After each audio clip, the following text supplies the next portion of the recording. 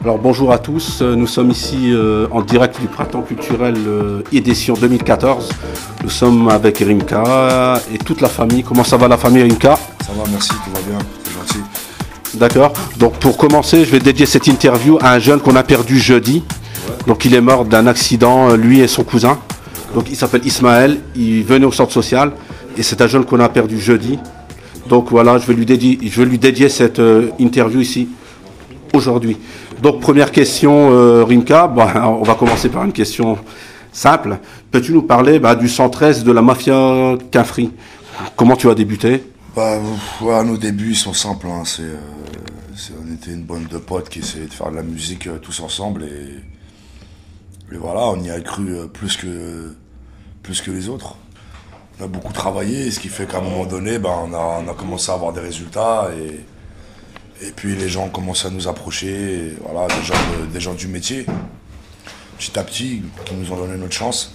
Et puis on a su la saisir et voilà, ça fait 15 ans de carrière aujourd'hui. On a vendu, grâce à Dieu, des millions de disques et l'histoire elle continue, parce qu'elle n'est pas finie encore.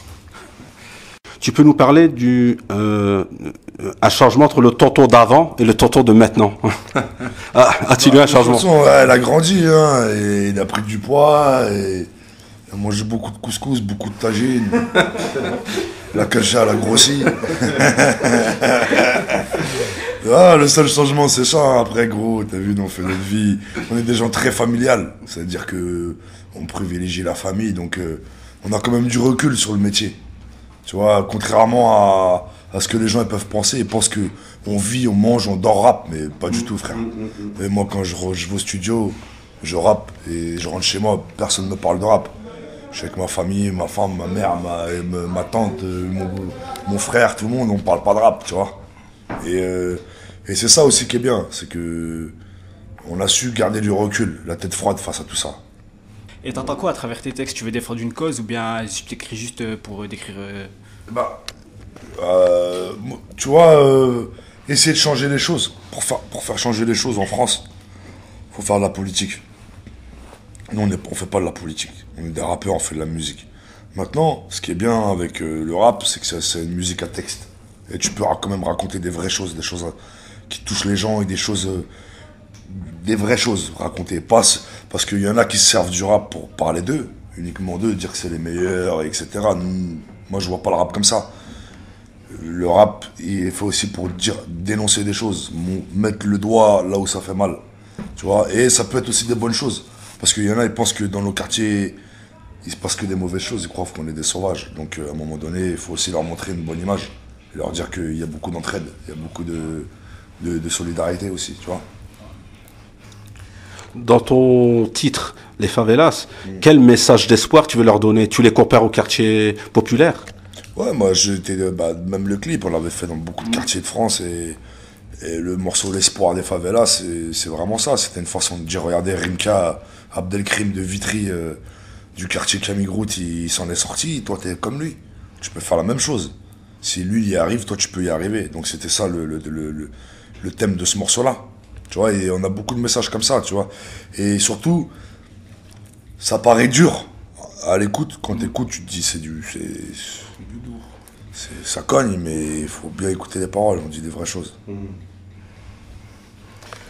Dans ton titre, à notre titre, bien sûr, qui est Le couloir de la mort, tu parles d'un film, Arnaque, crime et botanique. Ouais. Et tu compares ça aux tensions qu'il y a eu à Vitry. Ouais. En fait, ouais, chez nous, il y a une grande avenue, un grand boulevard qui traverse toute la ville. Et on va dire que c'est ici que tout se passe. Et ce couloir-là, cette grande avenue, je l'ai comparé au couloir de la mort. C'est-à-dire, le couloir de la mort, c'est le couloir qu'on prend aux États-Unis. Ils prennent les condamnés à mort. Avant d'être condamnés à mort, ils traversent ce grand couloir.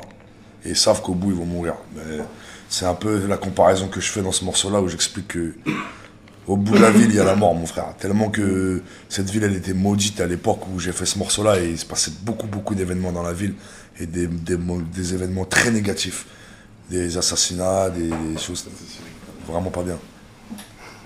Tu as fait des clips au Bled, j'ai vu, oui, avec Maghreb United. Oui, beaucoup. Depuis 2000. Hein.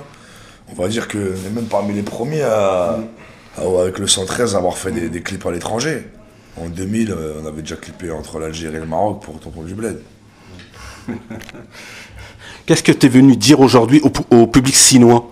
Qu'est-ce que tu es venu leur dire? Quel message? Bah, déjà, un message déjà, j'ai envie de leur ramener de la joie et qu'ils s'amusent. Parce que la vie, c'est très difficile. Et qu'il faut savoir parfois respirer et s'offrir des bols d'air pour pouvoir tenir. Encore plus dur. Donc aujourd'hui, on va vraiment s'amuser.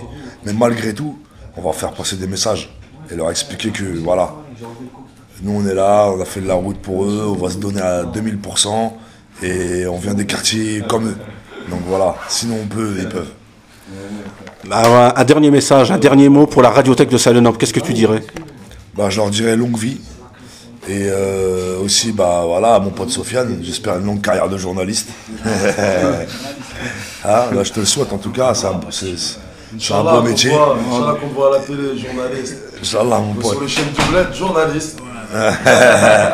Et aussi un grand hommage aussi à Ismaël, voilà, qui est décédé cette semaine, et paix à son âme, et grand respect à sa famille, et voilà, et mes condoléances à sa famille. C'est bien, Rinka. Je te remercie et à bientôt, Inch'Allah.